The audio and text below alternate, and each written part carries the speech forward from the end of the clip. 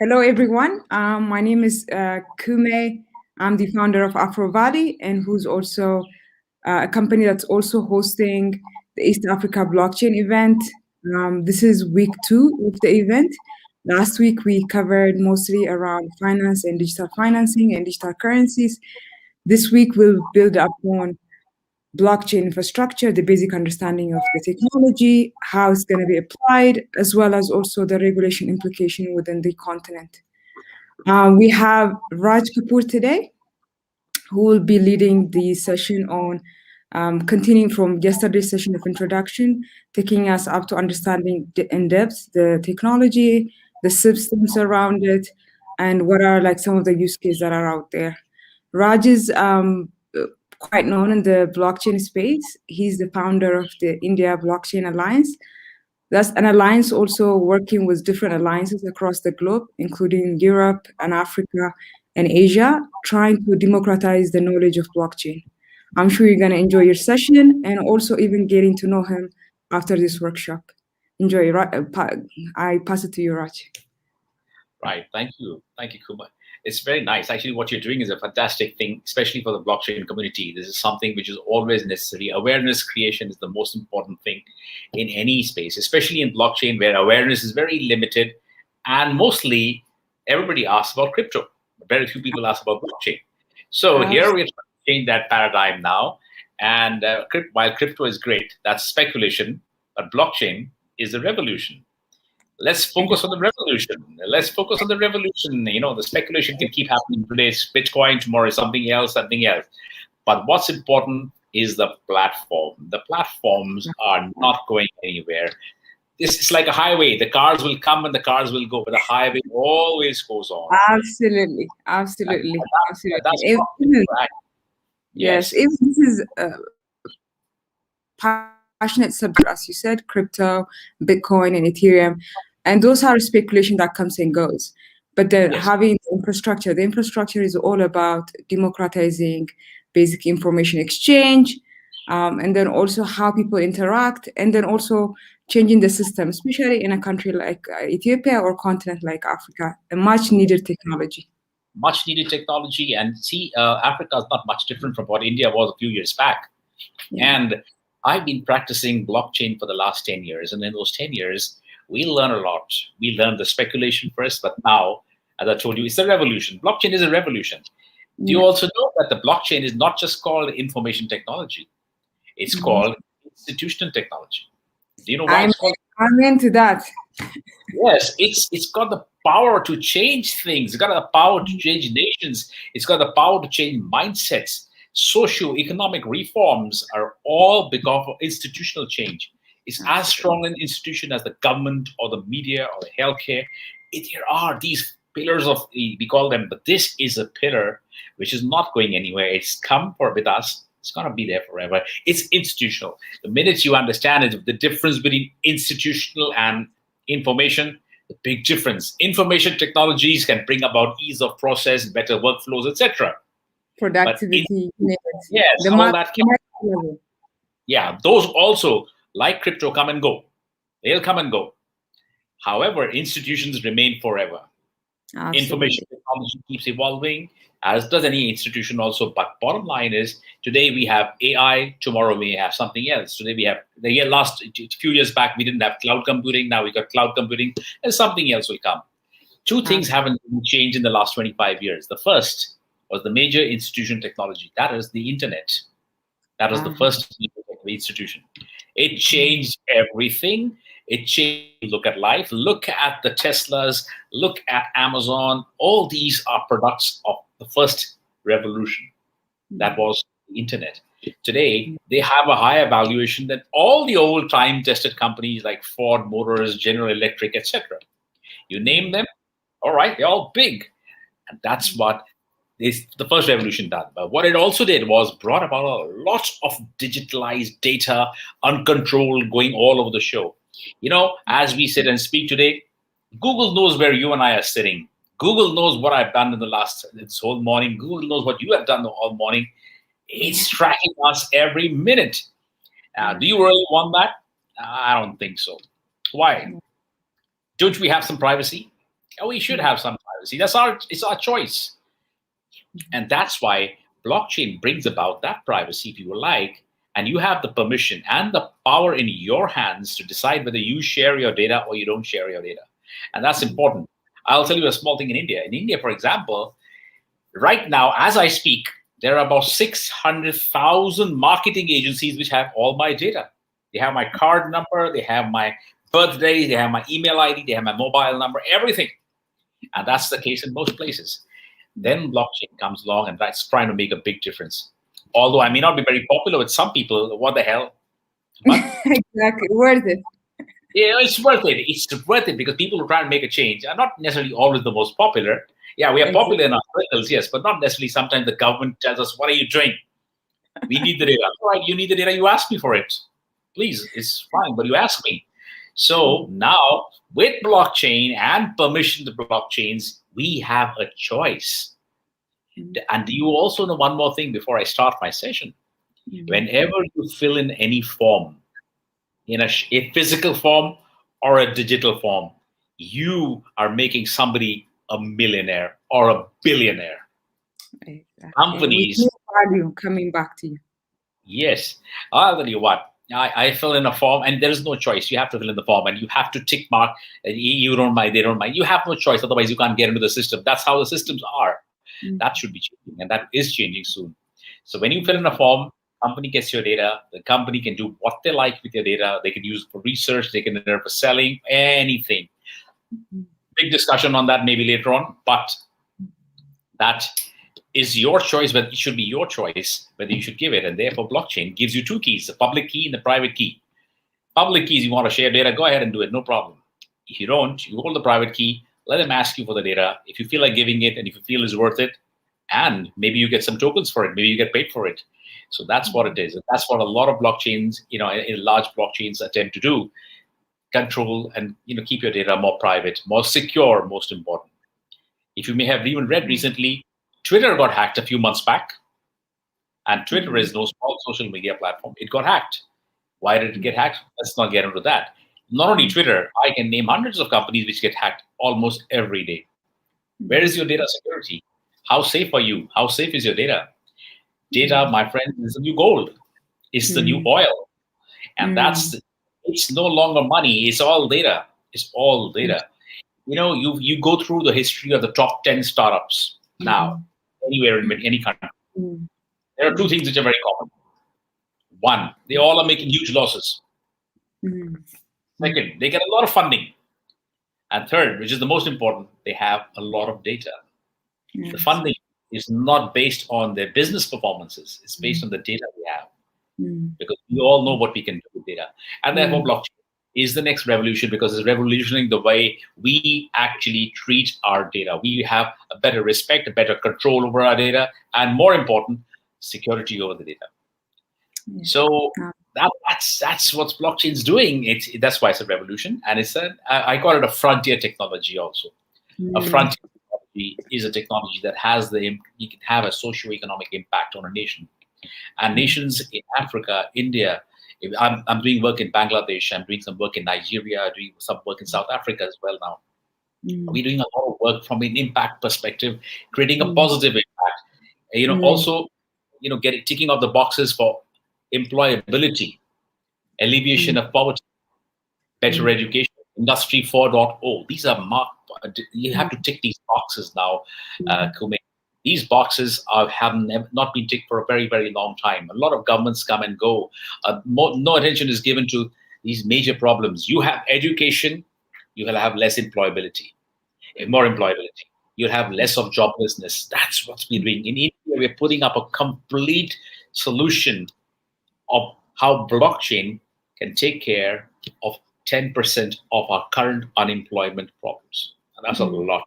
India is a huge country with huge population. So 10% in India is a huge number. So and that's the beginning. Also, what we are doing is we are bringing our data to our countries. We are making our data sovereign. That's very, very important. And that's our blockchain is playing a major role in that. We're keeping our data safe, secure, and in our country. That's really going to be revolutionary. And every country is saying that, because guess where your data is right now? Take a guess. Mm-hmm. Either it's in China, either it's in USA. Very little of it is in the country. Most of it is all there. Most of it is there because they have the infrastructure. Mm-hmm. Now we're bringing it back home. We're bringing it closer home. That's what we're bringing. And that's the next revolution with blockchain. Mm-hmm. So let's bring blockchain on the forefront now. And Africa should be. Africa is a lovely country for it. I've been to Africa several times before the COVID pandemic, of course, hit us and kept us back home. But I've always had fantastic experiences there. I've been to Nigeria. But yes, maybe now this time I make a different direction this time and come to other countries as well. Yes. I'm also doing a program, by the way, in Africa, and maybe I can say, I'll share you a link, Kume. Yeah, it's a program I do for, creating awareness about blockchain. And it's called Block by Raj. That's my small program. I will share with you a little more on that as it gets launched.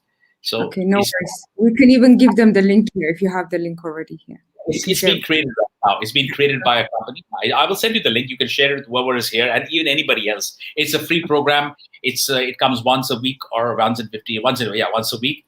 And I get a lot of people. A lot of us who are blockchain buffs. We sit together and discuss blockchain in a very simple, plain speak way. We don't complicate it with technology. Yeah. Right? Absolutely. You first learn how to drive your car. You learn to drive your car. Later on, you can think about how to fix all the parts. It's not impossible to do everything. Learn to ride your car, my friends. First, you'll always find somebody to fix the car, but first, learn to drive. That's more important. Otherwise, it's going to sit in the garage. It's a $100 million car still in the garage, or it's a $10,000 car still in the garage. Drive the car. Get to know blockchain, not from the technical perspective first, but from a conceptual perspective. What can it do? Why is it there? Why should we go ahead and say, what is this blockchain? Can it earn me money? Can it get me a job? That's what's important for all of us. Is it got a future? That's important for us. And the answer to all of this, can it earn me money? Yes. Can it get me a job? Yes. Is it the future? Yes. Let me give you a small story.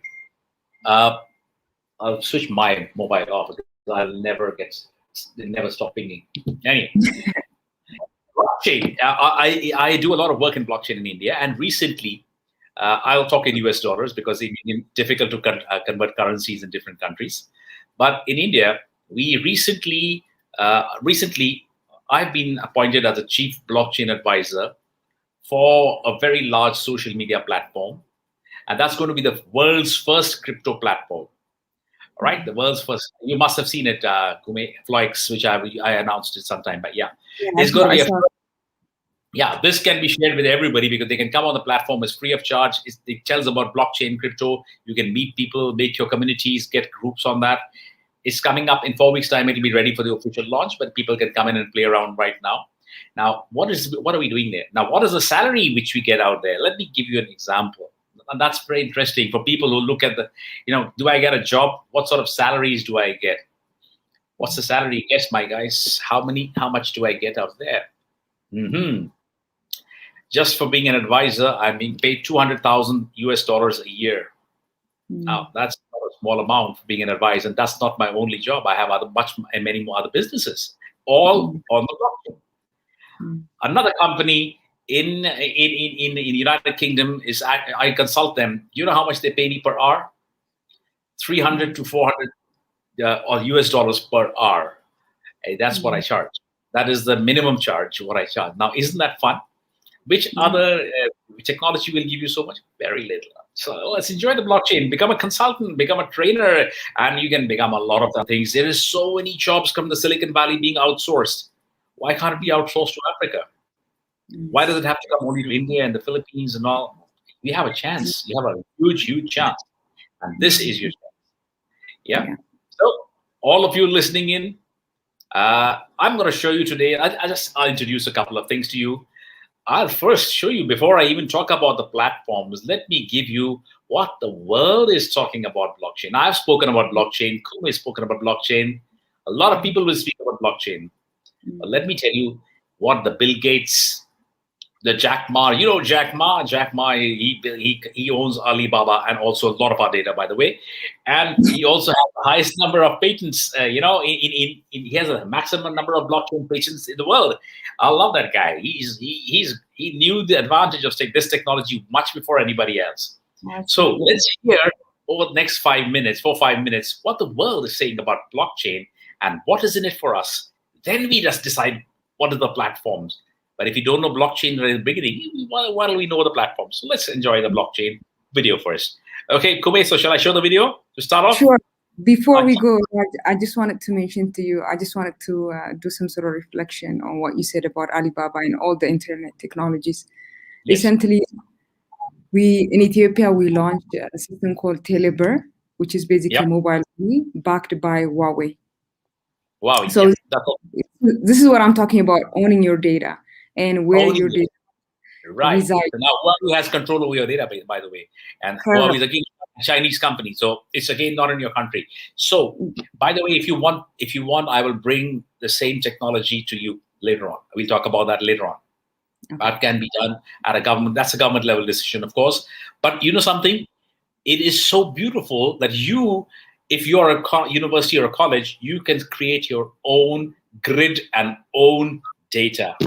You don't have inside here. It can start with a pilot inside here. You see how university does it, and then you can see how the whole country can do it.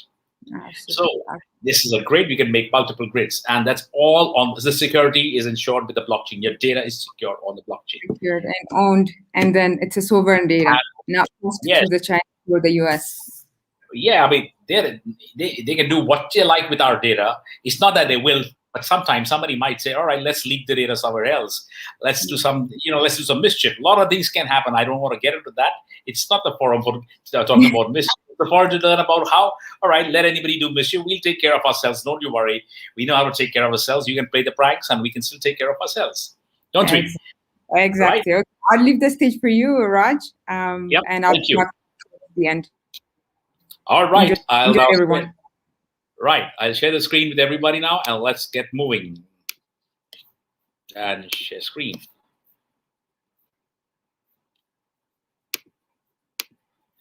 Here we go. Let me first start with what is blockchain. Let's see what the world is speaking about blockchain. Have a look. And if you cannot hear me or something, just let me know, okay?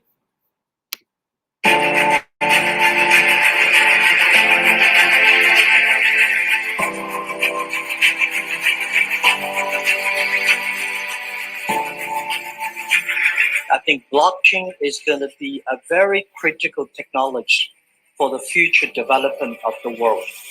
It's not only about financial. Blockchain technology is not about Bitcoins. Bitcoin is just a small function of the blockchain technology. I'm a strong believer of the blockchain technology. This is not about Bitcoin or digital currencies or crypto assets. It's the underlying blockchain technology. Now people can trust each other and they can transact with anything from money to music to votes to their identities peer-to-peer. Bitcoin is either MySpace or it's Facebook, I don't know. But blockchain is social media. So at the macro, blockchain is going to go there, right? Like blockchain's here to stay forever, and it's a very big deal.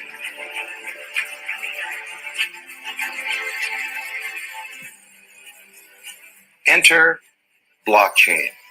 Satoshi Nakamoto, 2008, anonymous person, came up with this way of people transacting, doing business with assets peer-to-peer. And trust is not achieved by a middleman.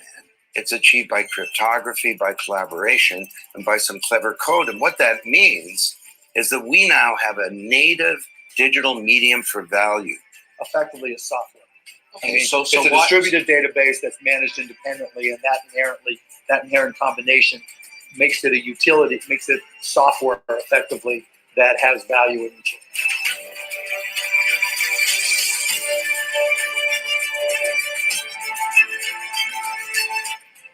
The business world of the future, say 10 years from now, It's going to run on smart contracts. It's going to run on strong encryption and on, peer-to-peer based consensus mechanisms. So the core technologies underlying blockchain are going to pervade everything, just like the internet has, just like object-oriented software has, right? No. So the choice, when I talk to people, I said, what do you think will be here in 2040, approximately 22 years from now? Will gold still be here? Well, it's been here since eternity. Well, will the dollar be here? Right. I don't think so. And will blockchain be here? I think so.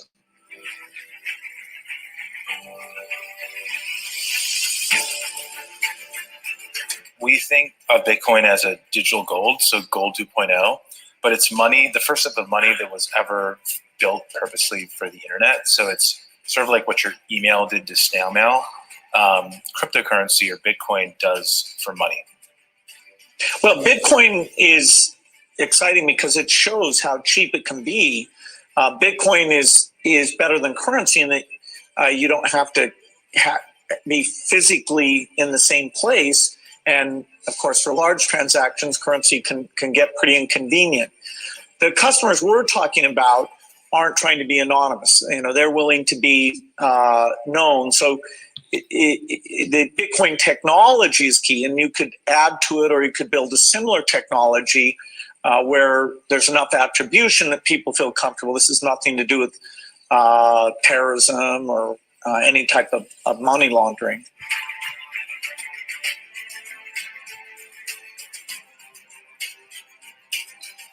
It's still very early. Institutions, everybody knows about it. Everyone's heard about it. And there's some very sophisticated people in even these banks who know about cryptocurrency, but they're still not really in the game yet. It's still very much a retail-driven market. Very much a lot of the action's out in Asia. So we still think it's the bottom of the first inning. If you read this book, you understand how we got here and how far it's come. But it's also just sort of the beginning in a lot of ways. Well, I think it is working, and there will be other currencies like it that may be even better. But in the meantime, there's a big industry around Bitcoin, and people have made fortunes out of Bitcoin. Some people have lost money out of Bitcoin. It's volatile. It's volatile. Yeah, but it is quite volatile. But when in volatility, people can make money out of volatility. So where I see crypto as effectively as a replacement for cash, but not as a replacement as a primary, I do not see crypto being the primary database.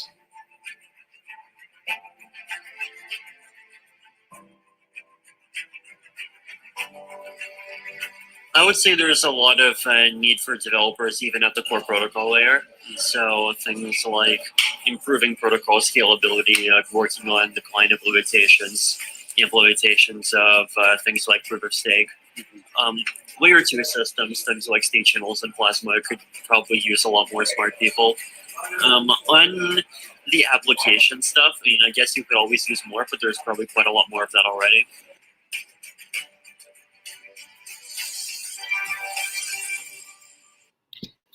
So that is such a huge market. It's a great market. Anyways, back here. So here we go. All right. So all those who can hear me, because I don't know who can hear me and who cannot hear me, here is some stuff for you.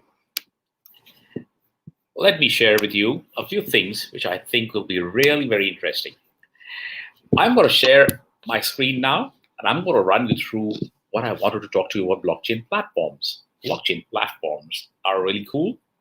Why? Because without them, we can't build anything on blockchain. So let's enjoy the platforms. And I'm showing you a video first. I'm going to introduce you to the top 5 platforms. And then today we'll focus on the 2 major ones which are impacting blockchain and what have the maximum usage.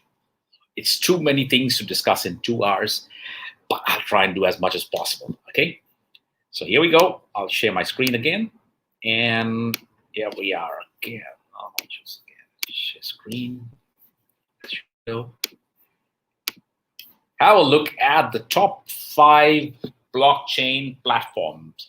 Now, my presentation is going to be a lot of videos, a lot of questions, And if anyone has any questions, feel free to ask me at the end of the session or put it in the chat box. I will answer it. So let's have a look at the top 5 blockchain platforms.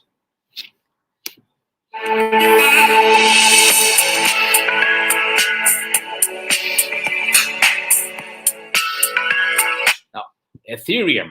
Ethereum is one of the most popular. Hyperledger Fabric and Ethereum Hyperledger are most popular. So this Ethereum is one of the highly active blockchain, which also forms the base of development of other applications. We all heard of Ethereum nowadays because it's been really going up in the market from a commercial perspective, but that's more important is that it is the application which is the core for the base development of other applications.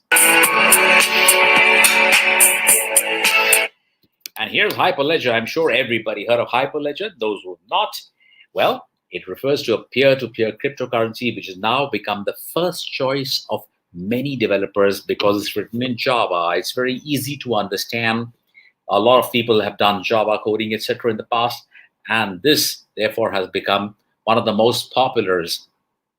Why? It's written on Java. Everybody knows about it. Now you can make things in it. You can make applications, so on and so forth, products, whatever. And therefore, Hyperledger also becomes one of the most popular ones. Have a look at the next one.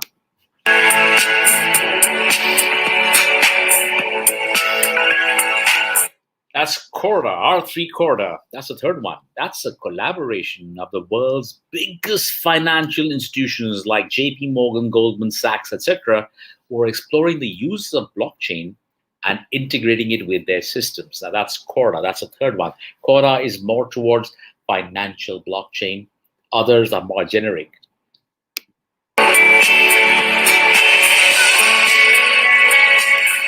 And is Ripple. Ripple shares similar popularity as Ethereum or Bitcoin and is one of the best performing currencies also. So it's another great platform. It has come after Ethereum and Hyperledger and getting a lot of popularity even now.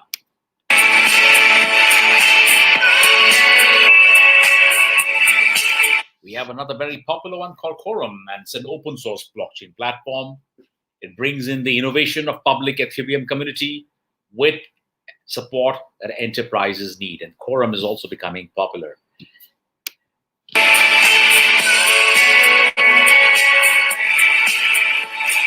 All right, that is just an introduction to the 4 or 5 more popular ones. There are several more right now. Let's focus on the ones which are popular and which you and I will be needing now. Okay, we will be doing that as we speak. Just a moment and stop the screen. All right, so now that we've seen 4 or 5 top blockchain, we all know what is blockchain. Maybe that's the reason why we are here. If I cannot see the number of people out here or whoever there is, do you all understand what is blockchain? Put it in the chat if you like. How many of you understand blockchain? And if you do, what is blockchain? Can I get an answer for that? Any answers? No answers. Okay, no problem. All right, I will now share. Here we are. All right, okay, now I can see. Thank you, thank you, thank you. What is your understanding of blockchain? Yes.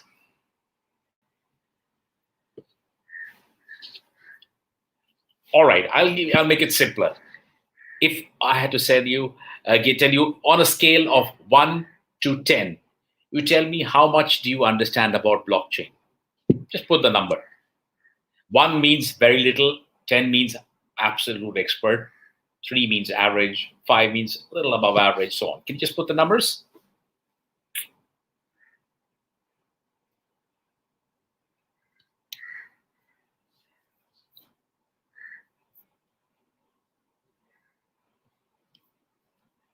All right.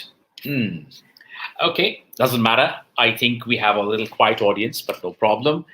Let's have a look at the presentation on the platforms on the blockchain. Rate your understanding. Yes, that's right. Rate the understanding. I'm not talking about crypto. I'm talking about blockchain. Okay, friends? It doesn't matter. Yeah, all right, we'll get to that. You can put the number in the boxes. Let's go ahead with the presentation. Right now, presentation is like this. I will show you a little video, and I actually wanted to ask some questions, but if you're not going to answer questions, I'll show you the next video and talk a little more about that. I love videos because videos are more engaging than PowerPoints. PowerPoints are also great, but let's enjoy a little video. There's more action in them. So I'll show you a series of videos and I'll talk to you in between and to help you connect the dots. Okay? I'm now going to share my screen and, well, here we are.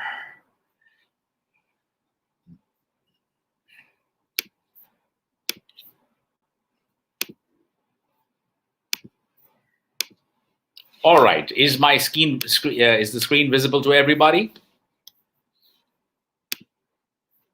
Is my screen visible? Yes, I think it's visible. Okay, so let's start with the most popular application platform called the Hyperledger Fabric. Let's start with that. In this video, we're going to discuss one of the most promising developments in distributed ledger technology called Hyperledger. We're going to By the way, when you talk about distributed ledger technology, that's the large umbrella. Under distributed ledger technology comes the blockchain. And blockchain has this platform, and that is Hyperledger. Hyperledger is one of the most important ones for us to know because that's where a lot of development work is going on. So let's have a look at that now. Let's have a look at the video. I'll keep explaining to you as we roll around. Explore what a Hyperledger is, the 5 key Hyperledger applications currently in use or development, and the tools aiming to magnify the accessibility and the range of applications for this distributed ledger technology. What is a Hyperledger? It's not a company, not a cryptocurrency, and not a blockchain. It's better thought of as a hub for open industrial blockchain development. It's an open source collaborative effort designed to advance cross-industry blockchain technologies. It's a global collaboration hosted by the Linux Foundation. I'm sure a lot of us have heard about the Linux Foundation, and the Linux Foundation has been doing a lot of work. The community is doing a lot of work globally, and now they got together to put together this Hyperledger. So it's an open source effort. There are people from all over. It doesn't belong to any one person. It's a community development and a collaborative effort. That's the Linux Foundation. They've taken out Hyperledger. And its experts range from leaders in manufacturing, technology, finance, banking, and Internet of Things and more. The Linux Foundation aims to create an environment where groups of software developers and companies meet and coordinate to build blockchain frameworks. Active members in the Hyperledger community include over 100 global industry leaders, such as Airbus, IBM, Daimler, Fujitsu, Nokia, Intel, and American Express. Hyperledger's umbrella strategy is to incubate and promote a wide range of business blockchain technologies, frameworks, libraries, interfaces, and applications. The following applications are hosted by Hyperledger. Hyperledger Sawtooth. This is a modular blockchain suite developed by Intel. It uses a new consensus algorithm called Proof of Elapsed Time, POET, a fair consensus model which focuses on efficiency. It's a production-grade protocol capable of supporting large network populations and avoids the power consumption drawbacks of the proof-of-work algorithm with a modular platform for building, deploying, and running distributed ledgers. Hyperledger Aroha, a collaboration project of a couple Japanese companies which aims to create easy-to-incorporate blockchain framework to be used in infrastructure projects. This application provides a small set of fast commands and queries that cover most common operations for digital asset management and identity management. Hyperledger Fabric. Hear this one out. This is one of the most popular ones, and this is the one which we normally focus on big time because this is the adaptability of Hyperledger Fabric is across industry, across continents. There are a lot of projects going on in Africa also, which are all based on the Hyperledger Fabric. So this way, if you want to get into the blockchain space, one of the key platforms that you should be focusing on is the Hyperledger Fabric. This technology, partially developed by IBM, allows components like consensus and membership services to be plug and play. It's designed to be a foundation to develop highly scalable blockchain technologies with a flexible degree of permissions. Its container technology used to host smart contracts is called Chaincode. This is one of the most used Hyperledger applications. Chaincode, yes, is one of the most smart contracts, just for your information, for those who do not know, are contracts written in code and do not require any human intervention. You can self-execute contracts through the smart code mechanisms, and that's what Hyperledger Fabric is actually. There are a lot of people create these the smart contracts on Hyperledger. Now, Hyperledger is being used by, of course, IBM is the major partner there, and a smart contract, and I'll come to that a little later in my presentation. What is a smart contract? I will show you a couple of videos and I'll speak about that. The bottom line is, it's one of the key elements of the success of blockchain. Therefore, when we talk about a platform, right now we're talking about the Hyperledger Fabric. Then we talk about smart contracts. The smart contracts have multiple platforms, and the smart contract platform for Hyperledger Fabric is Chaincode, one of the most used Hyperledger apps. Largely because of its scalability, security, and autonomy for each participant. Hyperledger Burrow, co-sponsored by Intel, this project is developing a permissible smart contract interpreter with the utmost concern of privacy and security using the Ethereum virtual machine. Hyperledger Indy. This decentralized identity application provides tools for creating and using independent digital identities on blockchain and other distributed ledgers. Hyperledger also has 5 tool projects that use the 5 Hyperledger applications and that further aim to promote the development of distributed ledger technology, making it even more accessible and effective. Hyperledger Caliper allows users to measure performance of a certain blockchain implementation with a set of predefined use cases. It produces reports containing performance indicators, such as transactions per second, transaction latency, etc. Hyperledger Composer, which uses the Hyperledger Fabric application, is an application development framework, AFD. It enables business owners and developers to create smart contracts and blockchain applications to solve business problems. Hyperledger Cello is a blockchain-as-a-service platform and helps businesses create customizable blockchain networks easier and faster. This is useful for infrastructure projects to maintain and manage blockchain networks from an IT perspective. Hyperledger Quilt offers interoperability between ledger systems and is designed to transfer value across distributed and non-distributed ledgers. Hyperledger Explorer, contributed by IBM, Intel, and DTCC, allows easy viewing of activity on the underlying blockchain network. It's designed to be particularly user-friendly and provides easy readability with Hyperledger Fabric. Though blockchain projects focus on cryptocurrencies and tokens, the projects of Hyperledger promise a strong potential to build the backbone of non-monetary, highly scalable industrial applications of blockchain technology. Okay, so here we are back again, and I stop my share.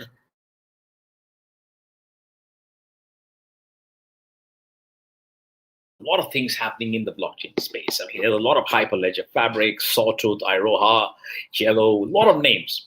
Do not get confused by names. These are just like, you have Hyperledger, A, B, C, D, E, many, many applications. They all help and aid and support the development of the underlying technology of blockchain.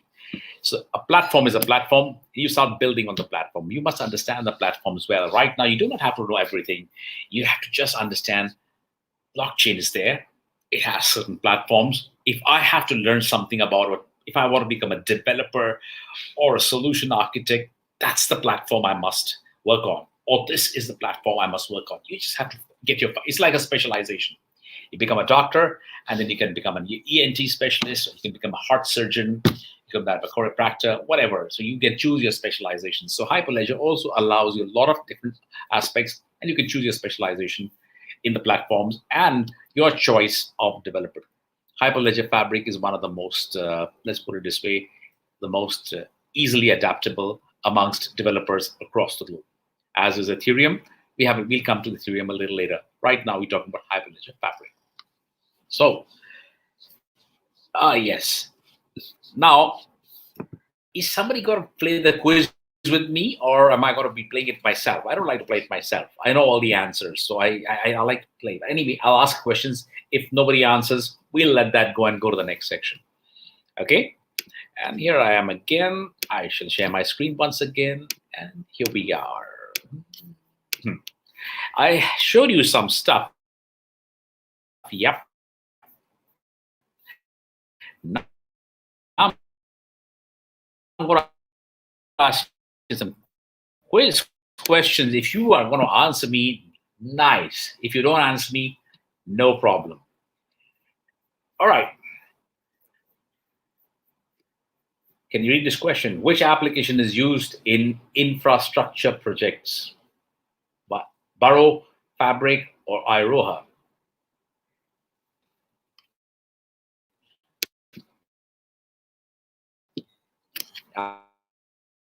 I'll say this, Iroha. And that's the wrong answer. The right answer. Yes. Oh, come on, guys. Help me out. Yeah? Put it in the window. If I cannot see any answers, but it doesn't matter. Let's go to the next one. Or let's do one thing. Let's just skip the quiz just now. I'll have a final quiz in the end. Let me explain to you what is Hyperledger Fabric. Let me give you a little better information, because Hyperledger Fabric is going to be one of the most important technologies, platforms for you as you grow. Have a look at this one.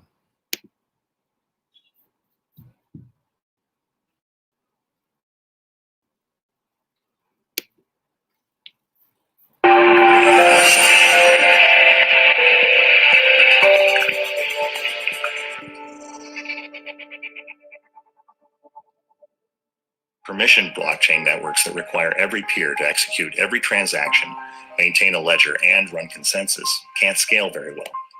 And they can't support true private transactions and confidential contracts. So the Hyperledger community designed Fabric V1 to deliver a truly modular, scalable, and secure foundation for industrial blockchain solutions. The most notable change is that peers are now decoupled into two separate runtimes with three distinct roles: endorser, committer, and consenter. Here's how it works. Say you run an organic market in California, and I grow radishes on my farm in Chile. You and I are on a blockchain network that supports transactions between various markets, growers, shippers, banks, and others. Say I agree to sell you my radishes at a special low price, but I need the other markets that buy from me to continue buying at the standard price. They shouldn't be able to execute our confidential agreement and find out the details of our deal. In fact, if they aren't part of the deal, the transaction shouldn't appear on the ledger. Fabric V1 handles all this. My app looks up your identity from a membership service and then sends the transactions only to our peers. Both of our peers will generate a result. This is very critical. This is very critical, you can understand. Typically, like the internet, blockchains, public blockchains, information can be shared with anybody. Now, here is a case when I have to sell my radish at a special price. I'm buying at a special price from, say, dealer A, dealer B, C, D, E, F, all of them. They have a different price. I have a different rate with them. How do I ascertain that they don't get the same information? Well, that's how on Hyperledger Fabric, we created a system in which only permissioned information can be shared. As I was telling you in the beginning, it's good to give permission. Everything should not be available to everybody. Have a look and I'll explain. In this two-party agreement, the transaction requires both of us to render the same result. But in transactions with more parties, other rules can apply. Then the peers send the validated transaction back to the application, which sends it to a consensus cloud for ordering. And then the ordered transactions are sent back to the peers and committed to the ledger. But to get my radishes to your market, there are many other parties involved. Some need to know that my radishes have been verified and checked into a shipping container. Others need to handle bills of lading, customs inspections, financing, insurance.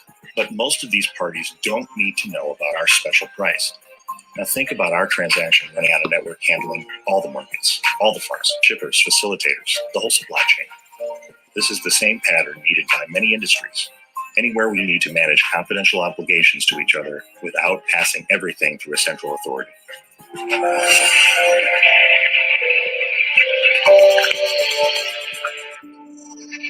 What this video taught us really was this.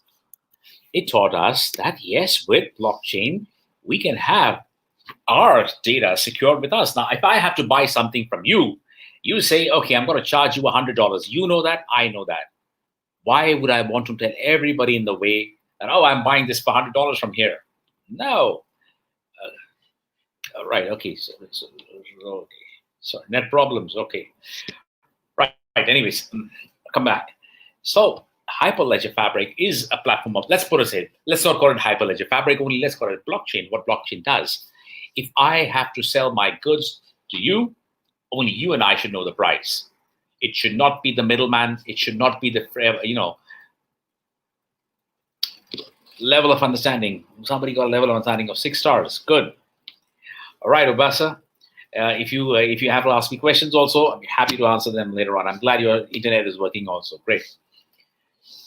So blockchain, what it does, it creates a system wherein which only the right people have the right information, and everybody else has to have a consensus around that, have to agree that, all right, it has to move from here to here. Everybody must do the job, but everybody do not know the rates or the contract details.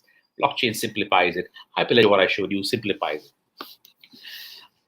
At the end of this presentation, I'm going to ask you some basic question. I'll show you some very fantastic videos on how blockchain use case is being used and what is the big advantage of that. All right, let me just show you something else in the meantime and carry on, because nobody's going to answer my quiz, and I know that. Don't you worry. I'm not going to fail you or pass you, but still, if somebody asks me, if I ask a question, if you answer it, I'll feel happy. Not now, at the end. Okay, I'll share another one now. I'll share the next level view.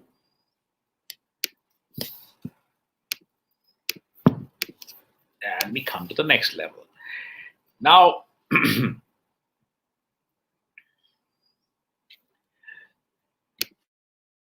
we talked about it just in the beginning. We were talking about permissionless blockchains. Yeah. And there are permission blockchains, but also we must know to also understand a little bit an introduction on the difference between the cryptocurrency and a token, because that's what is being used when we create blockchains. So let's understand that so that we can link that to the platforms, okay? So I'm going to ask you now, what are the differences, so that you know the differences between coins and tokens. It's important to understand platforms. So do have a look at this now.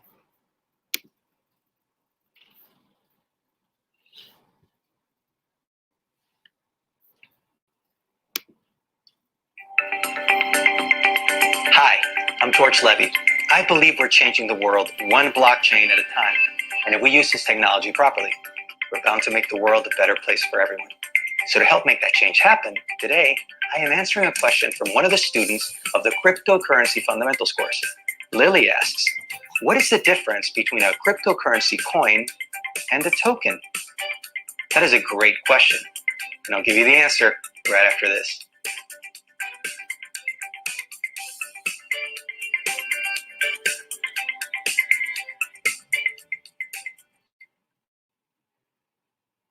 We will now look at the difference between a cryptocurrency coin and a token.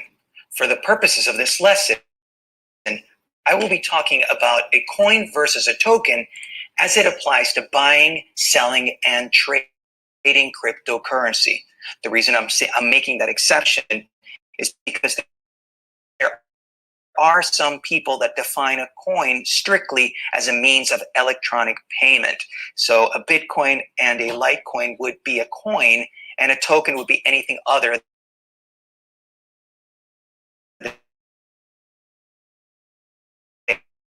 and a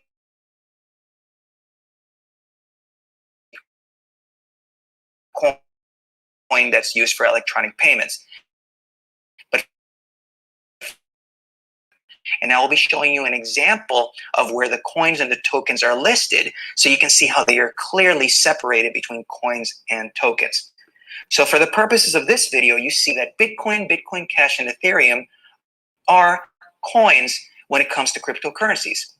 A token requires another platform, such as Ethereum, to exist and operate.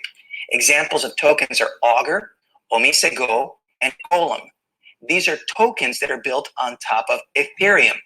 Now, there are other platforms that you can build tokens upon, not strictly Ethereum. There's NXT, there's Omni, there's Waves, and I will show you exactly an example of these different coins and tokens. What you are seeing now is a website called coinmarketcap.com that tracks the cryptocurrency market. It actually tracks all cryptocurrencies available, and it is constantly updated as new cryptocurrencies are made available. As of the moment of this recording, there are 1,327 cryptocurrencies which are being tracked by CoinMarketCap. This number has now increased to more than 5,000. So what is cryptocurrency? Because we get a lot of confusion. Okay, what's dots here? So try and understand this a little bit better. It'll be good for us. Now, as you can see the full list, you'll see the systems that we said. We said there's Bitcoin, there's Ethereum, there's Bitcoin Cash. But there's a definition between coins and tokens. When we go into coins, what we see is that the ones that we define, Bitcoin, Ethereum, and Bitcoin Cash, are listed here. And yet, when we go to tokens, we find that it's a completely different list. We find Omisego, which we spoke about. We talked about Augur. We talked about Golem. But you also see there's a column called platform. And what that means is that these tokens that you are seeing here are built upon these platforms. As we specified, Omisego is built on Ethereum, so is Augur, so is Golem, built on Ethereum. But there are other tokens that are built on different platforms, such as Omni, NXT, and you see others such as NEO. Waves is another one. So the key point and lesson of this is that coins are standalone cryptocurrencies that do not require another platform to run, and tokens are actually built upon other platforms, and they exist on that. So when you hear about any type of offering of a new token, that token is being created and launched on top of a platform such as Ethereum. I hope you found this video valuable and that you learned something in the process. If you liked it, I invite you to click like and leave comments or questions below. Also, I invite you to subscribe to this channel because every week I publish a new video. So I hope we managed to get some idea what is a token, what's a coin. A token is built on a platform, and that's why we must understand platforms well. Even before we understand platforms, let me make you understand blockchains. Why did they come? First, let us understand that. Let's take a step back. Let's take a little pause here. We've seen a little bit about Hyperledger Fabric, the different types of Hyperledgers. That's what. Plus, we've seen what are coins, what are tokens. All right, a lot must be in your head. What are these coins, tokens, platforms? Let's take a step back and understand where blockchain came from. Because once we understand that, then we will understand everything along with blockchain much better. So I'm going to take a little pause with you here and I'll tell you a little story. I'll tell you the story of the year 2008. 2008 was a landmark year. Why? We all may have experienced it at some point, at least ones like, people like us who were born much earlier than the youngsters now. But 2008, there was a global market crash. Yes, a major crash. And where was the crash? Well, the crash took place in the United States. It started in the United States. What happened? First of all, do you know one thing? Today, and even that time, banks dictate everything to us. What should we pay? What should be the interest? What do we pay for the dollar? Everything is dictated by banks. Banks are bullies. They can tell us we have no choice. Now, I'll give you an example. If I have to transfer any money from India to, say, USA, no problem. I'm just giving you an example, not exact numbers, hypothetical. So if I go to the bank and says, here, guys, I want to transfer $1,000 to my daughter in the United States. Bank says, sure, sir, please come, sit down, have a seat, give me a cup of coffee, and they will charge me so much that they can buy a coffee machine with that. Now, how? Let me tell you, and that happens with every bank. When you go to a bank, it is when you see the rates of the dollar, all the rates are flashing here, there. They are not the rates which are centralized, which are fixed by the centralized systems. They are the ones fixed by the banks. Yep. Then they say, sir, $1,000, absolutely no problem. There's a fee for it. There's a $10 fee for that. $10 for what? It's a fee for transferring the money. What are you going to do? You're not going to pick up the money and go? No, but there is a fee. All right. If I have to transfer, I have no choice. I will pay them the rate they have published on their site, and I will pay them the $10 service charge. Money's gone. Money goes, perfect, everything is done. Now what happens next? What happens next? It goes, and in 24 hours, it's reached. And my daughter's happy. She's saying, oh, my dad's a great guy. He gave me $100,000 for my birthday. Perfect. Now bring in blockchain. And that's why 2008 was a very important year. What does blockchain do? First, let's understand that. And that's why we know why. Then we'll understand the popularity and the need for it today. So what did you do? Blockchain says, listen, you come to us, you want to transfer $1,000? No problem. I'll charge you $5. Send. I say, great. I go to the bank. I say, hey, bank, I want to transfer $10,000. Here's your $10. The bank says, no, sir. I don't need your $10 because now the rate is more. So I ask him, why is it more? He said, because the amount is more. So now, when I was paying $10, he said, you, sir, you pay me $100 now. I have to pay if I have no other choice. Then I say, what Bitcoin was asked, let me go back to Bitcoin or the blockchain. We'll go back to blockchain, and the blockchain says, sir, still, my rate is $5. How much do you want to transfer? $1,000, $10,000, $1 million, $1 trillion? It's still the same. I'm not carrying the money. I'm transferring the money from A to B without all the multiple layers in between. A bank goes through several other banks before it reaches the money. All take a share of the pie. All enjoy that. That's what banks were doing. 2008, this was the thing that happened. People got fed up of the financial systems and they said, this is not right. Financial systems are cheating us and there are a lot of loopholes. There was a lot of things going on around that time. I'll leave you to study that on your own. You can look at the 2008 financial crisis in the United States. Now, the crisis happened in the United States. And if some of you have heard companies like Lehman Brothers is a leading company in the United States, large, huge company that crashed. Many other companies crashed, small, big, medium. People, normal, middle class, working class people lost their jobs. They came on the streets. They lost their homes because the mortgage also started, there was a problem in the mortgage system also. A lot of things happened. During this time, somebody was saying, well, this cannot be happening all the time.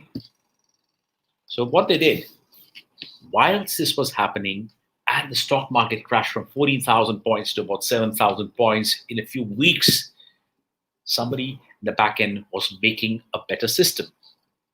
What is the better system? They called it, on October 31st, 2008, a white paper was published. It says we don't need any intermediaries for transferring any digital asset. What are digital assets? It can be digital coin, digital money, digital currency, anything, and we live in a digitized world. So almost everything is a digitized asset. So, oh, right, somebody said, it can be done. I said, yes, it can be done. And to prove that it could be done, the Bitcoin was created just to prove that the system worked. The Bitcoin had no value at that time. It was created just to prove that you can move your money from A to B without having anybody in the middle. You don't need intermediaries. If I have to give you money, I'll give it to you. Why do I need to give it to 10 people? Therefore, saving costs and reaching out to even remote areas where people didn't have access to their bank accounts. That's what the paper said. And do you also know a little trivia? It was attributed, the white paper. Who took it out? Who was the blockchain founder? Well, it was given a name. The name said Satoshi Nakamoto.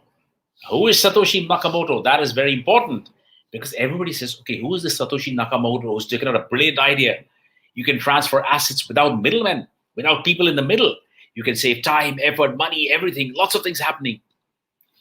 So Satoshi Nakamoto, nobody could find out who it was. Nobody could find out. Everybody tried to figure out who it was. It turns out it was a pseudonym. A pseudonym is a name, as an alias. It's not my name. My name is Raj, but if I say, okay, my name is Ami or whatever, it's a pseudonym I'm using, right? It's not my name. Why? Because he felt, or whoever was doing it felt, if I do this, the government is going to be behind me, the financial system is going to be behind me, they will tell me what, you are a fraud, you're this, that, blah, blah, blah, and they will be prosecuting him or chasing him or troubling him forever. So he said, I'm not giving my name, but I'm giving a suggestion that this is the future. And it was the future. But who's behind it? Let's have just a little trivia for you to know. Behind this, it is believed in our community, that is the blockchain community, that 4 very large companies, remember the name, Satoshi Nakamoto, 4 large companies, Samsung, Toshiba, Satoshi, Nakamichi Corporation, and Motorola, Nakamoto. So Samsung, so Satoshi came from Samsung and Toshiba, and Nakamichi and Motorola. These 4 companies, it is believed, got together and made this system and said, we can create a system which is better than the traditional banking systems. That was the birth of blockchain. The blockchain, it revolutionized everything after that. Then people felt, all right, blockchain, how is it made? How does it happen? And that's how it's very critical now to understand the platform, the technologies, what was it built on, why was it popular? The reasons it became popular was, 1, it was time-stamped. You could never change the time. 2nd, it was immutable. You could never manipulate it. You cannot change. Once the data block is created, you cannot change it ever, ever. And therefore, it becomes very secure. And 3rd, and most important, from centralized, it became decentralized. What does that mean? If I put all my eggs in one basket, that's centralized. I can drop the basket. I can lose the eggs. Somebody can steal the eggs. Now, I've decentralized it. I've put different eggs in different baskets all across the place, and thereby making my data secure. And that, my friends, was blockchain. And the platforms are supporting the underpinning technology. So that is a little bit of a break I took, and I gave you a little background of what is this blockchain so that you understand it in context to the platforms. Because if you don't understand blockchain, platforms will be, all right, something there, but what is it? So once blockchain was established, then the platforms came and said, we will build on these platforms. And that's how the platforms came.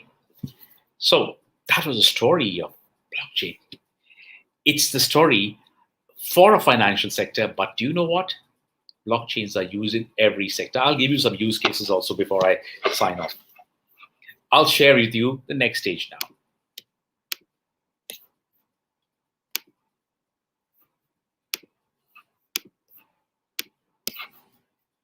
And we go to the next one. Okay, and here is I talked to you about smart contracts also. So I will talk to you now about smart contracts. So now we have platforms like Ethereum and Hyperledger. Then we have the coins or tokens, and then we have smart contracts. In the end, I will tell you how they all mix and match together. Let's have a look at what are smart contracts. Now, this is very essential because smart contracts are, let's put it, a cornerstone of how blockchains exist and how they will be developed in the future. So let's have a look at What's a smart contract? What are smart contracts? Smart contracts are a concept that was created by Nick Szabo in 1994. They are automated, self-executing contracts that have certain instructions written on their code that are executed when certain conditions are met, as opposed to legal terms like you'd normally see in today's contracts. Smart contracts are made possible by public blockchains and enforced by cryptographic coding. A smart contract is like a vending machine. With a traditional contract, you would need to seek an intermediary, pay, and then wait for the returned document. Now, one of the key things he said there, if you have a contract, if you need to buy a house, for example, you would need an intermediary. You might need a real estate agent. You might need a lawyer, a broker. You might need a notary. That's the traditional way. Blockchain is removing that through a smart contract. Everything is encoded in a smart contract, and we can do the entire process, which could take hours or days or weeks, can be done in a matter of seconds. Have a look. With a smart contract, it's a simple case of dropping your cryptocurrency into the vending machine, and the exchanged goods will be immediately released. This also works for exchanges like buying and selling a house. What are the key components of a smart contract? All smart contracts include a definition and a set of variables used by the contract, followed by a list of functions that the smart contract can execute. Smart contracts have multiple functions. They control the transfer of assets or digital currencies once certain conditions are met, define rules/penalties of an agreement like a traditional contract, exist only in the digital realm as a computer program. Their code contains the contractual conditions that can't be tampered with, stored on a blockchain technology like that which powers Bitcoin and Ethereum. Where are smart contracts used? 1. Crowdfunding agreements. 2. Insurance premium payments. 3. Legal processes. 4. Financial instrument trading. Benefits. Autonomy. No need for a third party to facilitate or monitor the agreement. Autonomy, that is one of the key aspects of blockchain. And therefore, the benefits of autonomy are very evident here. Trust, also a key element of blockchain. Cheaper, secure, efficient. These are the 5 basic benefits from using blockchain as well. Not just smart contracts, but overall the blockchaining. Yes, so here we go. All you need are the parties involved. The smart contract does the rest. Trust. Digital documents are safely stored through encryption on a blockchain ledger that everyone can see and no one can manipulate. Cheaper. No need to pay fees to third-party handlers like real estate agents, notaries, or the lawyers. Security. It's no small matter to hack a properly constructed smart contract. The very nature of the blockchain foundation means it is created with complex cryptography methods. Efficiency. In case you haven't thought about it, smart contract implementation means you don't have to waste time and effort creating, storing, processing, and shipping piles of dead trees in the form of paper from place to place. Everything is digital and almost instantaneous. Some popular types of smart contract platforms include... Yes, and here you can again see the more popular ones again. Ethereum and Hyperledger Fabric are here, but there are plenty of others, which I even shared at the beginning, is EOS, Stellar, Cardano, Neo. There are many more coming on a daily basis, but these are popular. Ethereum, EOS, Stellar, Cardano, Neo, Hyperledger Fabric. Areas using smart contracts include law, credit companies, real estate, accounting. Let me explain to you how law is using it. Now, just like when you go to a lawyer and you say, oh, you have a contract, a business contract. Once I receive XYZ goods at my port, well, then I can release the money. It can be done through a smart contract. You do not even have to need a lawyer for it now. You can make a smart contract. The minute your goods land on your shores, automatically it'll instruct your bank to pay off the monies, so on and so forth, or once the quality check is done, whatever, you can lay the conditions. Accounting, you can do for the rates, accounting and law, credit companies are using it big time, but more important, real estate, as I told you, you can do complete contracts on a smart contract. It can do your document verifications. It can do the credit verifications. It can do a titleship, viability and titleship checks, all on the smart contract. If you and I agree, we do not need a third party. And that's the basis of blockchain. It's consensus. It's an agreement. We shake hands. In the olden days, they never had any paper. They would shake hands and do an agreement. It's the same way in a technological way now. Education. Now, education is a good example. For example, if a university says you will get a first class or grade 1 if you get 60% and above, automatically the minute, or if you get 50%, you'll get grade 2, and 40% you'll get grade 3, so on and so forth. You can put all these things, and if you do this correctly, you will automatically put onto the next class. So this can be done on like a smart contract. As soon as the marks are uploaded, automatically you will get the admission letter for the next class, so on and so forth. You can automate the process, and more important, put it as a smart contract without the need for a lot of administrative staff in the middle. Healthcare. You can put all your data, all healthcare data, on a smart contract. And if somebody approaches you to use the data, you automatically decide whether you should give it or not give it. A smart contract allows you that permission and the power. These are just some small examples, and I'll show you a little video after that with a little more of this stuff. Education, and healthcare, among many others, all of which can use smart contracts for tasks such as real-time auditing and risk management. While smart contracts show much promise for the future of contracts, they still face many challenges, such as the very misconception of what a smart contract means, as it is not a conventional contract as the name implies. In addition, there are still questions that remain to be answered, such as how does one trust a smart contract to do what it promises to? And what do you do as a consequence if they don't? Yes, it has its challenges. However, the challenges are soon being mitigated by most companies, and things are working out with new technology as it goes further. Now, smart contracts are now being used regularly by large corporates. I'm doing a project, for example, in India on a it's a completely smart contract-based program in which it's an education university. It's a university, so it's run on smart contracts. Admission criteria is defined on a smart contract. Passing criteria, internship criteria, everything on a smart contract. So when you put all this on one smart contract, it becomes easier. Now, the biggest problem with smart contract right now remains the legality of it. The rest, the technology can be sorted out. So, yeah, checking and correcting errors. I was right, good. So this is one of the things, which is going forward, smart contracts are going to be a norm in many internal university contracts or internal enterprise contracts. It's going to take a little while before the legalities and the compliances are taken care of, because every country has a different approach towards this. But they, at least for private blockchains, they are the biggest boon you can ever have. Let's go a little further.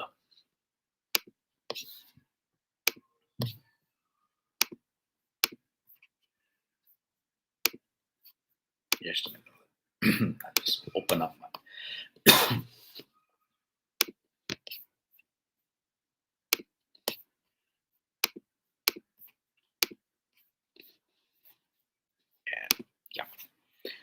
All right, so we did have a look at the smart contracts. So let's have a look at something else now. We'll explain that in a very simplified manner. So it's easy for all to understand this better. And why are we using smart contracts? And what we build them on these platforms, by the way. Smart contracts are very popular nowadays. But what are they? And what problems do they solve? The term smart contract was first used by Nick Szabo in 1997, long before Bitcoin was created. He is a computer scientist, law scholar, and cryptographer, so I'll spare you his exact words. But in simple terms, he wanted to use a distributed ledger to store contracts. Now, smart contracts are just like contracts in the real world. The only difference is that they are completely digital. In fact, a smart contract is actually a tiny computer program that is stored inside of a blockchain. Let's take a look at an example to understand how smart contracts work. You probably are familiar with Kickstarter, the large fundraising platform. Product teams can go to Kickstarter, create a project, set a funding goal, and start collecting money from others who believe in the idea. Kickstarter is essentially a third party that sits in between product teams and supporters. This means that both of them need to trust Kickstarter to handle their money correctly. If the project gets successfully funded, the project team expects Kickstarter to give them their money. On the other hand, supporters want their money to go to the project if it was funded, or to get a refund when it hasn't reached its goals. Both the product team and its supporters have to trust Kickstarter. But with smart contracts, we can build a similar system that doesn't require a third party like Kickstarter. So let's create a smart contract for this. We can program the smart contract so that it holds all the received funds until a certain goal is reached. The supporters of a project can now transfer their money to the smart contract. If the project gets fully funded, the contract automatically passes the money to the creator of the project. And if the project fails to meet these goals, then the money automatically goes back to the supporters. Pretty awesome, right? And because smart contracts are stored inside a blockchain, everything is completely distributed. With this technique, no one is in control of the money. But wait a minute, why should we trust a smart contract? Well, because smart contracts are stored on a blockchain, they inherit some interesting properties. They are immutable and they are distributed. Being immutable means that once a smart contract is created, it can never be changed again. So no one can go behind your back and tamper with the code of your contract. And being distributed means that the output of your contract is validated by everyone on the network. So a single person cannot force the contract to release the funds because other people on the network will spot this attempt and mark it as invalid. Tampering with smart contracts becomes almost impossible. Smart contracts can be applied to many different things, not just on crowdfunding. Banks, for example, could use it to issue loans or to offer automatic payments. Insurance companies could use it to process certain claims, and postal companies could use it for payment on delivery, and so on and so on. So now you might wonder, where and how can I use smart contracts? Well, right now, there are a handful of blockchains who support smart contracts, but the biggest one is Ethereum. It was specifically created and designed to support smart contracts. Smart contracts can be programmed in a special programming language called Solidity. This language was specifically created for Ethereum and uses a syntax that resembles JavaScript. It's also worth noting that Bitcoin also has support for smart contracts, although it's a lot more limited compared to Ethereum. So now you know what smart contracts are and what problems they solve. I hope you enjoyed this. Okay, so we did get some idea what it solves and how we can use smart contracts in life. This is just very small examples. All right. How many of you knew anything about smart contracts prior to this? Have you ever, or how many of you have ever signed a contract in your lives? Very simple question. I'm sure we've signed some sort of a contract, an agreement, a memorandum of understanding, a business contract, a partnership contract. Any answers? Anybody? No worries. Even if you haven't, I'm sure you have. It's all right. These contracts can now, imagine if they could be automated. Imagine if they could be self-executing. Wouldn't that be wonderful? Oh, I'm sure it'll be wonderful. Now that we've seen this, we'll take a little break from smart contracts and the platforms, and we'll also come back to blockchain and see how blockchains can do a lot of help in different sectors. When we see the sectors, we'll be able to understand how these smart contracts and the principles of blockchain work together. That's very important. We should know how they work together. We try to connect the dots here. We got platforms, we got tokens. We get tokens, we get cryptos, tokens, coins, etc. We make a block, we get some of those, then we make a platform, and on the platform we make smart contracts. What happens with all these things which we make? Different sectors use them. So let me show you how they are used in different sectors. I'll just open my screen again, just a minute, and here we are.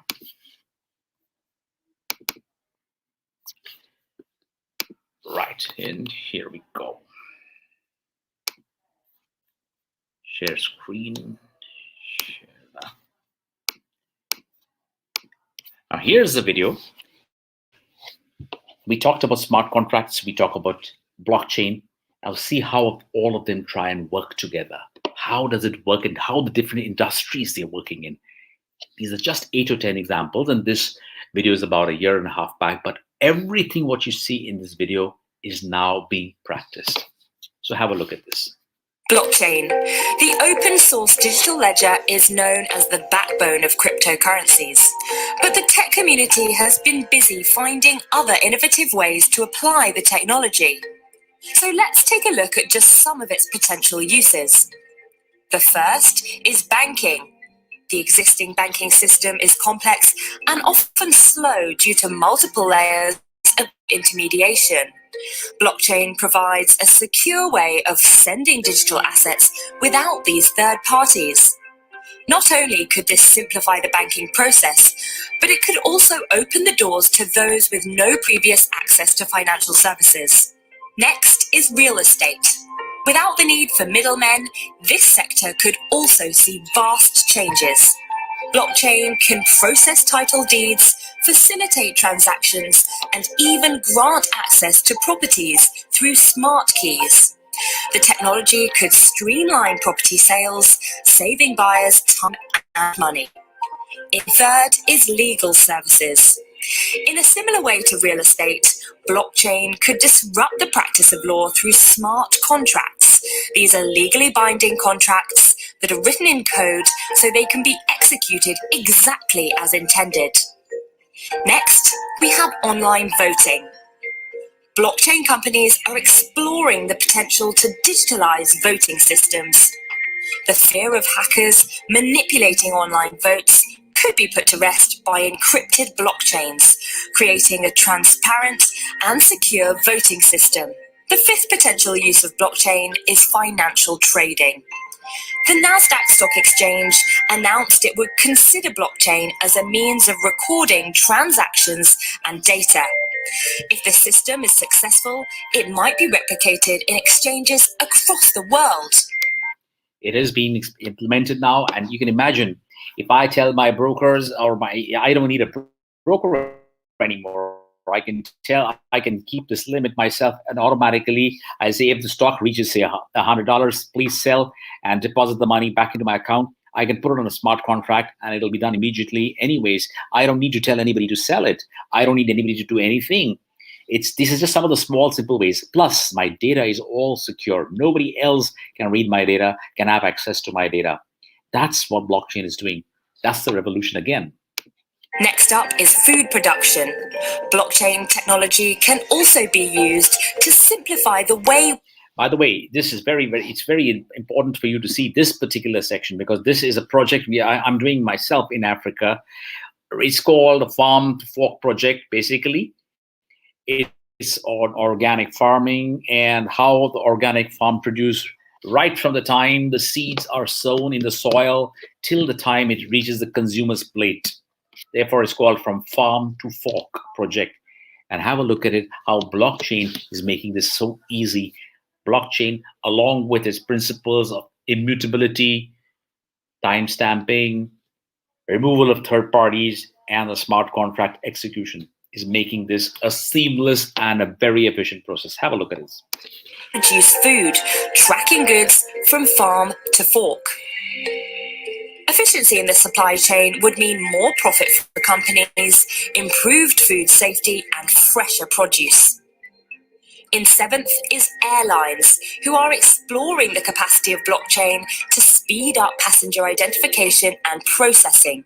It could cut down the amount of time spent in queues, and passports could be stored on the ledger itself. Following this, is personal identification. Blockchain could merge all sources of ID into one open source and secure record. This would reduce theft and loss of documentation while protecting the individual's right to privacy. The ninth use is music rights. Blockchain can be used to improve the rights of producers and musicians in an era of digital streaming. The ledger could... You can see this now. If I have made some great music, I've created a beautiful song. It's so easy for somebody to hear it once and copy it or say, that's mine, it's not yours. Blockchain can take that, okay, make the whole thing different. You put that on a blockchain platform and it automatically, the copyrights become yours. And you can put in a smart contract saying whenever anybody downloads a song, they got to pay me $1. And then only then they can do that. And you keep getting the royalties. So whenever there is a download, automatically you get your money without having to ask your agent or anybody in between. So you get your royalty for what you worked hard for. Facilitate instant transmissions of artistic royalties each time a song is played online. And finally, the healthcare industry. It's exploring the potential of blockchain in the exchange of data. In exchange of data, that's the control again coming back to you. And that's what again blockchain is bringing in. All right, we've seen how different industries are now being impacted. And there are a lot of industries. These are just 10. I have hundreds of use cases like this. But everything what we see here is built on certain platforms. And again, those platforms, let's come back to the platforms again.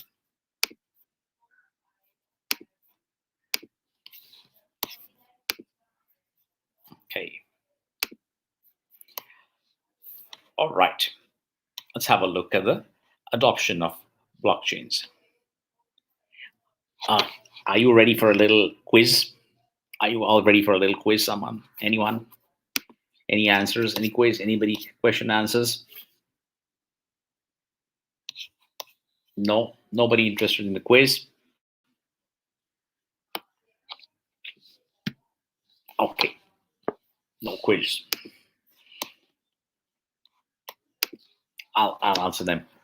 Who created the smart contracts? That's your first answer. Okay. You know, it's no fun playing the quiz yourself. I know the answers again. So is anybody going to help me answer any of these questions? Afrovali, very good. Afrovali, will you give me the next answer also? What does distributed mean for a smart contract?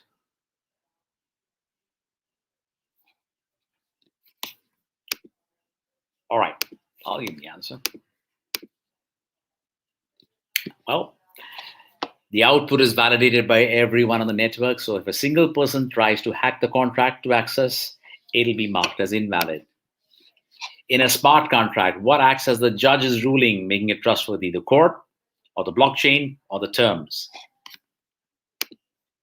Here's your answer. So it's blockchain. Who writes smart contracts? Do lawyers write it? Do business lawyers or developers? Yes, it is developers because it's a coded contract. So what is a smart contract? Is computer programs stored inside a blockchain, a physical contract distributed by online platforms, or is it a digital contract? So what is it? Am I getting answers? All right, Afro Valley, you're doing well. So can you just answer the last one also? What is this, A, B, or C?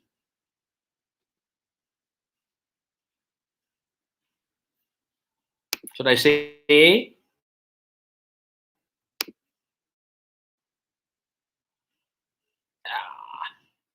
That's correct. That's the computer program stored inside. So I got 100%. But I'm not happy because I got all the answers. I wish you had answered some of them. All right. While we see all this, let's also examine a little bit on what's happening in this world outside. Just a minute. I'll stop my screen. Do we all know what's happening in the blockchain world? What's happening outside and why blockchain is getting popular? It's not just because Elon Musk decides to buy Bitcoins, and he says, wow, they're great for us. It's not just that. It's much, much more than that. So what is blockchain, and why are people getting crazy on this blockchain thing? Have you seen the news last week? All right, if you haven't seen it, let me show you a 45-second or 50-second video on what happened in the blockchain world last week. It'll also help you understand how, well, that's right, Dogecoin was one of the things, but we won't talk about speculation. We'll talk a little bit more about the non-speculation. Yes, but you're right, Dogecoin was absolutely in demand, and it's going to the moon, so to speak. Right. So, but let's have a look at some other things also. I'll share that screen, and then I'll come back to you and ask you some questions this time. Since you're not going to give me any answers, I'm going to ask you questions anyways. Let's shut this down and let's put this up. All right. So I have this little video. Oh, this is, sorry, not this one. Let me open the right one for you. Just give me a second. Let me open the correct one. This is, here it is. I call this section my block news. Why? Because blockchain news, and I do this every week. Every week I bring to everybody who is interested, they can have a look. What's happening, the top 10, 12 major things which are going to make us understand what is blockchain and why is it popular. Let's have a look.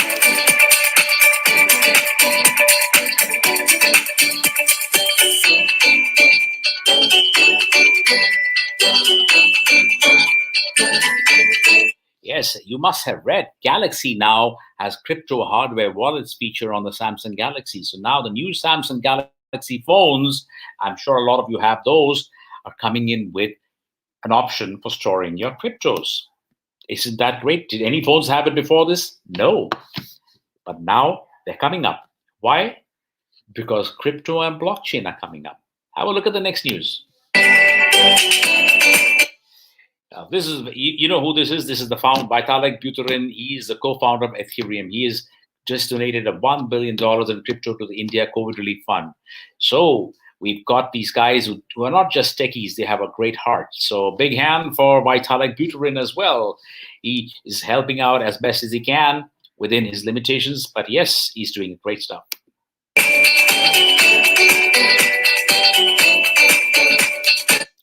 Well, we have the app called MoneyGram. It's allowing customers to purchase Bitcoins across US retail outlets now.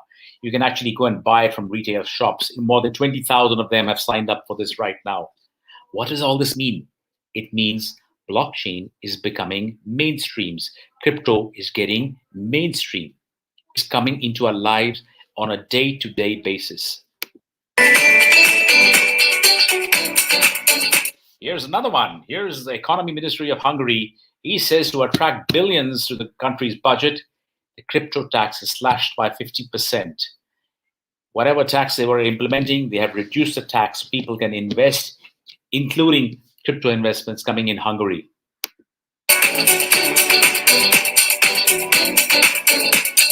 Here's another one. The UBS Swiss Bank has opened crypto investment options for clients. What does this mean? Now, before, banks were very traditional. They only dealt with commodities, stocks and shares, and money options, trading options. Now, one of the most traditional banks, Swiss banks are very traditional, have opened to crypto investments options for clients. Now, this is very interesting because Ukraine is now educating people via its public radio on Bitcoin, because Bitcoin also has its own scams. So people fall prey to it. So they make the education is very, very important in the blockchain crypto space. And Ukraine is the first country now who has started an educated program. And by the way, there's going to be one in Nigeria very soon. I've just partnered with somebody in Nigeria, and that'll be probably all Africa, I think. But in Nigeria, is piloting next month. And once that is done, you'll be getting a lot of information on blockchain and Bitcoin completely free of charge on that platform. I will be sharing that platform very shortly with you also. This is DeFi market, that's the decentralized finance market, which is a product of blockchain, is going to hit $1 trillion next year. That's a big, big chunk of money.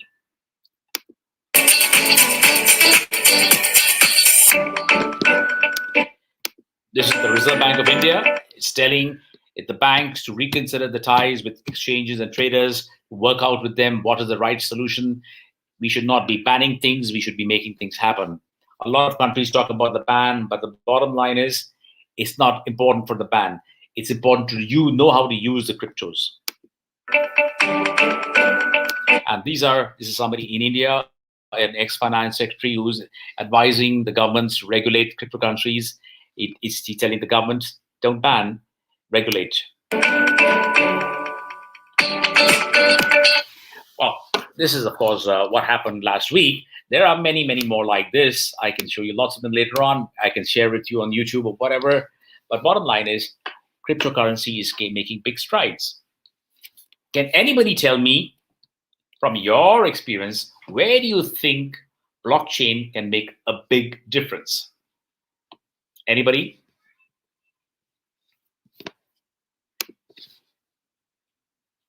Anybody gonna give me some answers?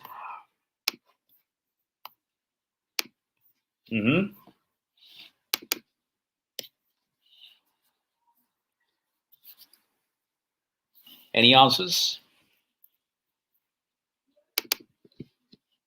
All right. If I'm not going to get answers, I'm going to be very unhappy because I don't like one-way talking. I like to talk. Oh yes, finance innovation. I get one answer now. Finance innovation. Yes, finance innovation is this. That's why, as we said, transparency. Yes. All right. What I said is, remember I just shared one news. The DeFi market, that is the financial markets, $1 trillion advantage because of blockchain. Do you also know that blockchain actually helps banks and financial institutions save $12 billion a year? $12 billion? You know, when blockchain came in the beginning, banks were not very fond of blockchain because they found it as a threat. And now, lots of them are getting onto the blockchain. They have found out that, well, there's an advantage getting on the blockchain rather than staying out of the blockchain bandwagon. All right. Now, when we talked about industries, we have blockchain, we have the platforms, and the platforms, the popular platforms I showed you. There's a lot to talk about platforms, but it's very little time. Just to give you a little glimpse, I said, let me just share with you a few. I talked to you how the smart contracts are built on the platform and how they serve different industries. Right, let me show you another video. Very interesting. These are the initial, this was last year, in the beginning of last year, we made this video. It is in the beginning. Which were the industries which were getting majorly impacted? Have a look at that as well.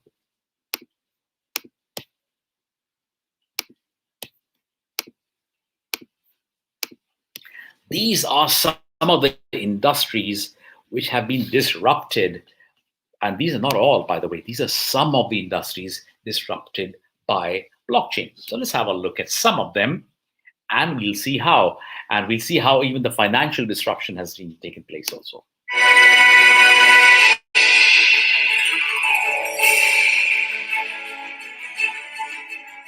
Yes, as somebody answered, financial disruption. Yes, banking has been one of the major, it has impacted.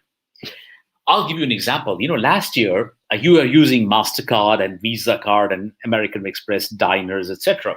Yes, I'm sure some card or the other is with you. Now, do you know last year? Listen to this carefully. Last year, Visa earned more than $2 trillion. Oh yes, $2 trillion from what?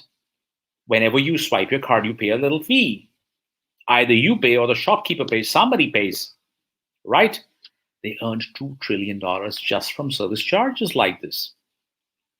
Now, imagine over the next few years, as blockchain develops, how this will change. Because the costs will come down. So Visa and MasterCard are now actually adopting blockchain so that it brings down their pricing, their costing, and they can pass on some benefits to a consumer. That's one. As I told you also about how when we transfer money, cost changes. It's a dynamic cost. That can be brought down also. Efficiencies can be created, and slowly a lot of the banking settlement systems, commodities, loans, etc. can be put onto the blockchain. Self-executing, smart contracts can be created. The banking, the digitized and secured functioning of a blockchain is forcing banks to transit onto the blockchain more sooner than later. In India, for example, Indian banks were resistant to blockchain for many years. They said, oh, it's a technology, because the technology they didn't understand. When you don't understand something, you resent it or you fear it. And here's what happened. A few years back, they decided, well, if we don't move onto the blockchain, we'll be left far behind. So now in India, 7 private banks have moved onto the blockchain. That's okay. Private enterprise adopts faster. But most important, the State Bank of India, one of the world's largest banks with the largest number of branches and the largest number of daily transactions, is now moved on to the blockchain. So banking is seeing a major disruption. And this is just literally the tip of the iceberg of what I've told you. There are so many more things, but we'll keep that for another day. Have a look at the other industries.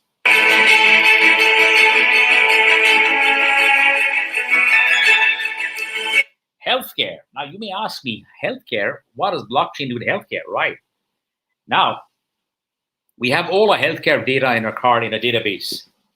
And as I told you, everyone can access your database. Research companies, universities, testing companies, everybody. Why would you like to share your data with everybody? It's your choice. So blockchain now aids in creating a platform with secure data, which is always accessible, no matter how many doctors you change. Now you can carry your data, your blockchain wallet, and you go with your medical data to whichever place anywhere in the world. All the data is available, accessible all the time, and secure and on the blockchain. And you can share only the data you wish to share. That's the beautiful part of it. That's healthcare, and that's just one of the many, many things that it brings in. I'll show you some more.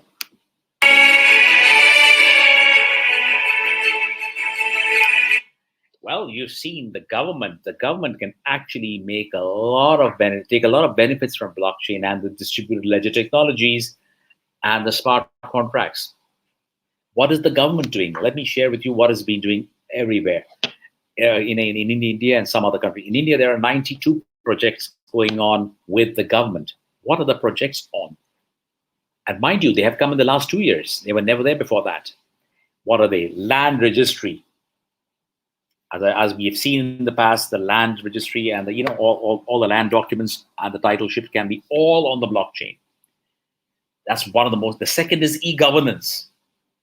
Getting your death certificate, birth certificates, other marriage certificates, all on the blockchain. You can even get your driving licenses on the blockchain. Secure. Nobody else has access to your data. Only you have access. That's just some of them. Then we can do even digital identities. We have a digital identity program completely where all your digital identities will be converged onto a single hash, a single blockchain. And we've created that product as well. If I get time, I'll show that to you. That's now, for example, if I have to, in India, for example, if I have to go to a bar and order a drink, I have to be over 21 years of age. Fine, no problem. Now we've created systems here where, and that's the best part, sometimes when you give your social security card or any other card, they take all the details. Why do you need all the details? You just need to know whether the person is over 21. Why do I need everything else? Like his social security number, his photograph, his address. Why do I need all that?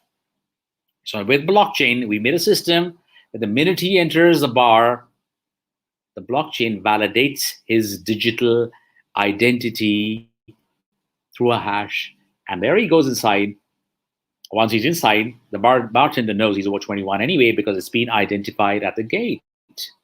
And I don't have to give my card to anybody. Nobody can take a Xerox copy of it. Nobody can do anything. It's safe and secure. Similarly, all these governance aspects can be put onto the blockchain.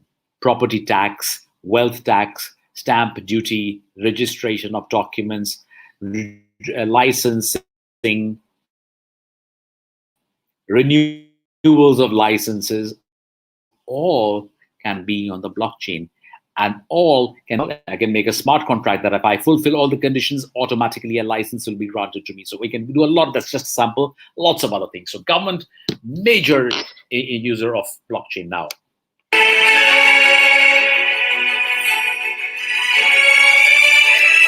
Online data storage is one of the things which I remarked in the beginning. Do we know where our data is? Well, yeah, we know where it is. But nonetheless, without centralized servers, blockchains are making cloud technologies more secure and robust.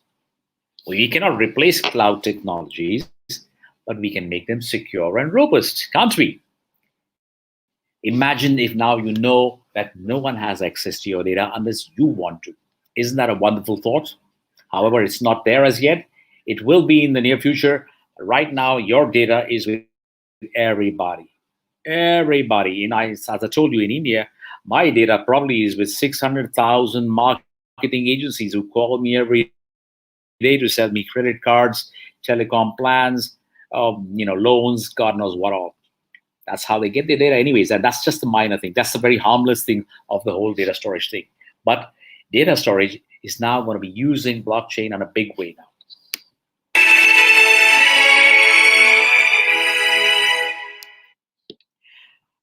I say supply chain management.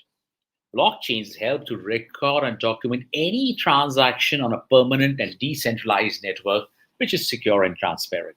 Let me give you an example of how supply chain is working in the blockchain. You may have heard of Walmart. Walmart is a very large supermarket in the United States.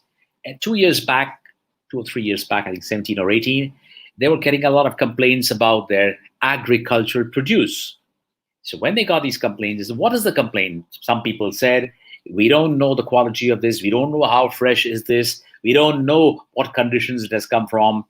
It's not looking fresh and so on and so forth. It's a lot of complaints. Some were even a little spoiled and so on and so forth. There were a lot of issues they were facing. So they said they brainstormed and said, let's put it on the blockchain. After they considered a lot of things, they said, let's put it on the blockchain. Now, what does the blockchain do? Well, it tracks the produce right from the time the seeds are planted in your farm. Once they are planted, what happens next? They are harvested. In between, you get fertilizers. So all these processes they started putting onto a platform.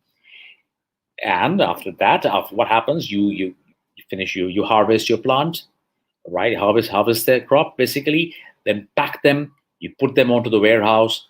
From your warehouse, it goes to a port, to ship it to the United States, for example.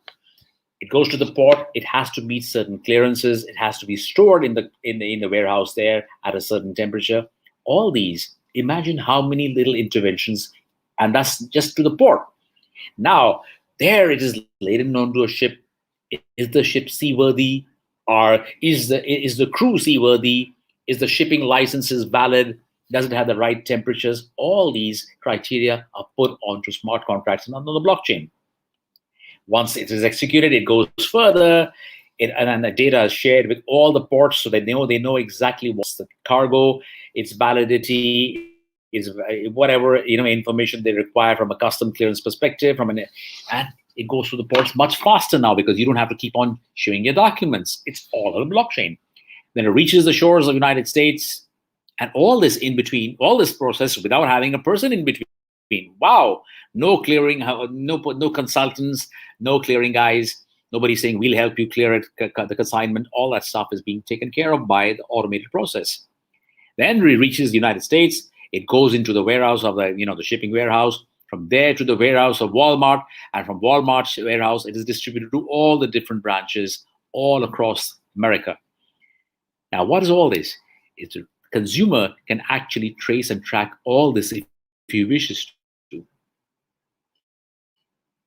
It's the power of blockchain which has actually made the process now much faster, less complicated, seamless, and most important, it reaches the warehouses, it reaches the shops and the retail shelves much faster than ever before.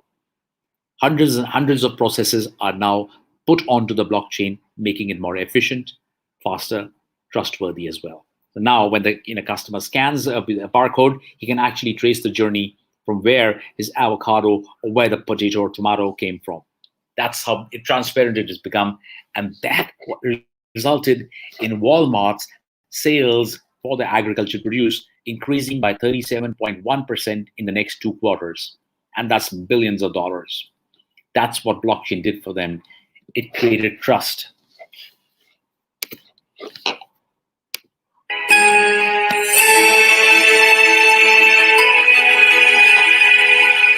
A lot of you might feel retail. Oh yes, what does it do in the retail space?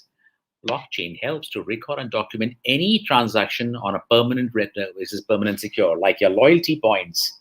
So many of us have loyalty points. We don't know what to do with them. It can be encashed the minute it reaches a certain threshold. You can encash it. It can be in so many ways. You can get together all your loyalty points, flying miles, everything on the blockchain. Everything. Nobody will be. You know what happens when you don't use your loyalty points? Somebody else does it for you. That's why they reset it every year. Somebody else has encashed what could have been yours. So retail is using that also in a big way. And as I said, this is just the beginning. So let me put this off. So that's what industries are being implemented all over. Yes, very good. Obisu, original content creation, very good. That's a great one. Land titles, again, excellent. Yes, you're getting it right there. And the good thing is, that's, again, as I said, it's just the beginning. We've got, do you know, I'm making a learning management system on the blockchain. That's right, a learning management system with tokens. You learn, you do certain courses, you get certain degrees or points, and tokens are automatically transferred to the student. Student gets to get, he can encash those tokens against further studies or other things like mobile charges, internet data, whatever, lots of things. We're creating a whole ecosystem. We are creating an ecosystem in a physical university, putting their entire digital management system on the blockchain. Right from the HR, right from the time the student onboards, giving him a digital identity, creating his own little wallet for him, where he has all his academic records, which will also be issued on the blockchain. So now nobody can fake the records now. No need to carry physical records anywhere. You have an academic wallet, blockchain wallet, all your blockchain-enabled certifications will go in that. And next time if he wants to travel out of the country, what does he get? He just has to share the wallet hash with the consulate. It'll be verified within minutes. Now, it takes weeks and months sometimes to verify his degrees and transcripts. Blockchain has brought about these efficiencies, and this is just the beginning, as the video said. Not just the video, I say the same thing. It's just the beginning. We have a long way to go. There are some challenges, but there are solutions. And wherever there are challenges, there are opportunity. We must look at the opportunity. Challenges will come. The challenges are nothing but opportunities for us. So we have blockchain and we have our platforms to build all our solutions for all these challenges on the blockchain. I hope I have made some sense to you today, and I'd love to speak to you more. Connect with me anytime. I've also created a book, Beginner's Guide to Blockchain. And that's a generic book for people who want to understand blockchain a little more. It's about a 35, 38-page book. If you like, please inform Kume, and I will be happy to send it to her, and she can share and distribute it to you. As we always say, blockchain is distributed technology. What are the infrastructure needed to build blockchain? Consider the component of energy and telecoms in Ethiopia. Yes, it's a good question. In a couple of places in India, we are using solar energy. We're using solar energy for that. And we are also creating VPN telecom, for telecom, for VPN transfers. We're doing that now. It's a good question. Also, another thing which we can do is, as I told you, I just want to know this in Ethiopia. What is the internet penetration? I'm sure it's very poor. It must be not more than 20%. Is that correct? 80 to 20%. Yeah, so that's great. So what you need to do is build a grid which does not require you to have we actually build a little grid which can build its own internet inside India. And I'm happy to share that document with you on how you can build your own networks without depending on government networks and telecoms. And the poorness of energy, that is to be taken care by if you're using solar power, and solar power is the solution for a lot of energy generation. So we have, for example, we made a projector which is powered by the solar and creates its own internet. We call it the Edu projector. What we've done in that, we've actually done it for putting education programs and taken it to the various villages. Similarly, the same infrastructure needed to build the blockchain on the same basis. And I can share that document with you so you get a better idea. So anybody has some more questions for me? We have 2-3 minutes more to go. So if you have questions for me, feel free, reach out to Kume, reach out to me whenever you like. My name is Raj, and India Blockchain Alliance is where I'm from. And Kume is a great friend. She's wonderful, and she's arranged this fantastic session. So thank you for this. Kume, if you are there, any questions from any of the audience or anything else, or if you like anything from me, please let me know.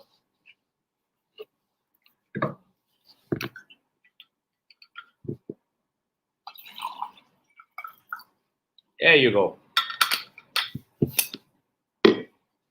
You're on mute. Sorry about this. Great session. Thank you very much for actually going through each step thoroughly, and then also backing up with relevant videos to keep us entertained.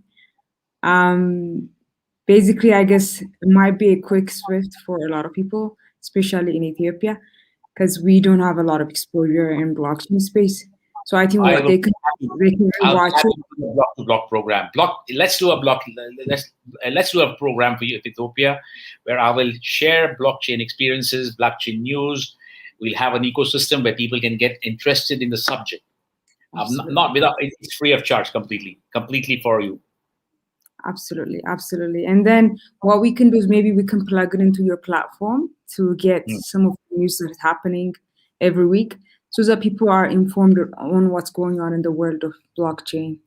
That's very important. Yeah, and as you said, there is huge economy, lots of source for jobs. Is basically what Ethiopia needs. But then also we lack the infrastructure aspect as well to thrive. But then again, that's where we can be innovative as well on how we can utilize this, harness the value of blockchain as well. So I think maybe because we have another session with you tomorrow on some of the applications of blockchain, especially on women empowerment. I encourage everybody to join that because I think the women's subject is also a heart to myself and for a lot of people like yourself, Raj. So it'll be interesting to see what's happening in India, how India is pushing this as an agenda as well, utilizing blockchain. Yes, and that's not that program has been accepted across the globe now. It's gone to Europe, it's gone to the United States. So we made it in India, but we've taken it across the globe. Tomorrow, I'd like to do the same with Ethiopia and the rest of Africa as well.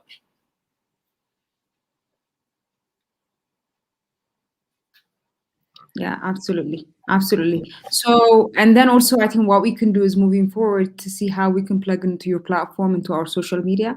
Our social media, how it's like with this workshop and also the kind of other programs that we're planning to launch. We're going to build our network, and maybe we can find a way to integrate our platform with you so that we can get all the information promptly with some of the work that you're doing across the globe. And then thank you for doing this and then for making the information available. It's a pleasure. And if anybody wants to intern with us, we are happy to have interns. I've got two interns right now from Nigeria and one from, I think, Kenya.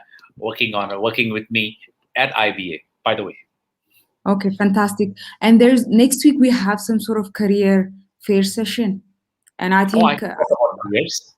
Yeah, I can happy with the careers, and I have a handbook on the careers in blockchain. I have that. Okay.